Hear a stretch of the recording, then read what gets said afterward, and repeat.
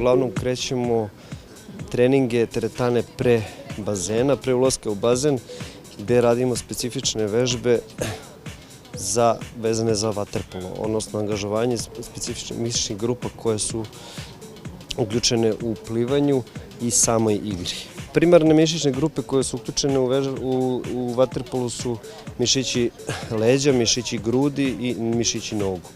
Tako da je akcenat na tim grupama, ali i na specifičnim pokretima koji su vezani za plivanje i specifičnim pokretima koji su vezani za vaterpolo. Znači šut, njihova posebna tehnika nogu u kojim se one održavaju na vodi i izbacuju iz vode. Znači moraju da imaju jaka leđa, jake noge, jake grudi zbog šuta.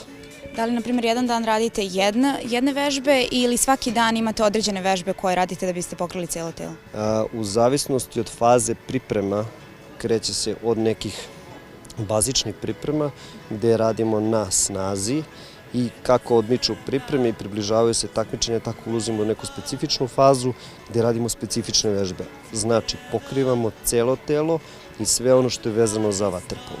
Što se tiče ishrane, da li su vaterpolisti na nekom specijalnom načinu ishrane ili mogu da jedu što požele? U principu oni se jako mnogo troše. 8 sati treninga dnevno. Znači tu su jaki treninzi plivanja.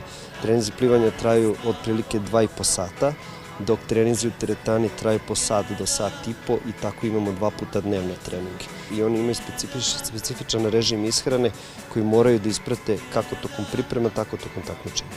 Kada dođu ispred bazena, da li ima tu nekih vežbi ili automatski ulaze u bazen? U principu gledamo da nam trening teretane bude neposredno pred bazen, tako da odradimo sve neophodne vežbe kako zagrevanja, da bi oni odmah nakon treninga ušli u bazen već zagrejani i odradili taj specifični deo zagrevanja u bazenu. Znači plivanje od nekoliko širina, tačnije plivački trening, da odrade nekoliko širina, kad kažem nekoliko, to je već u kilometrima se broji. Pa recimo za to neko zagrevanje mogu da uplivaju recimo i kilometar, ali kroz razne tehnike.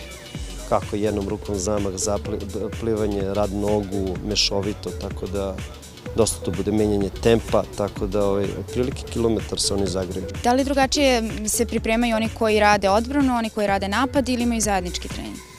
Imaju zajedničke treninge, s tim da ja obraćam pažnju na poziciju koju igraju, jer recimo sidraši, odnosno centri kao što je Duško Pjetrović sada ovde Ubović, imaju posebne zadatke i imaju ljude njihovih konstitucija, a to su ljudi od 100 i više kilograma na sebi sa kojima se treba izboriti.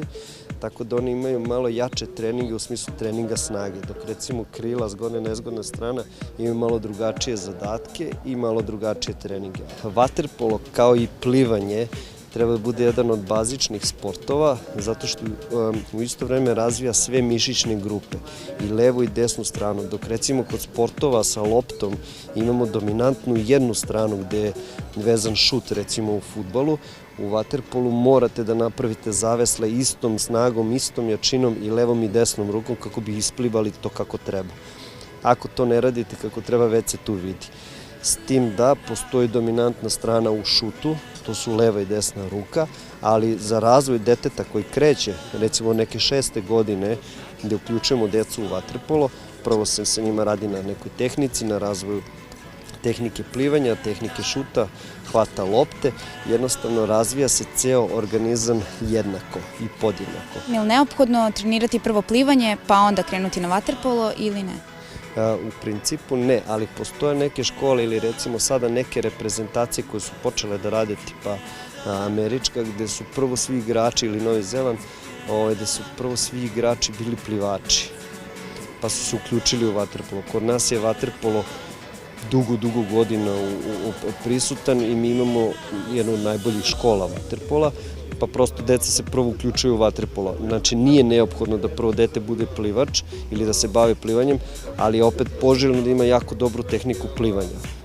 Zbog neke brzine, prelaska u kontru, plivanja za loptu, tako da ta tehnika plivanja je jako bitna.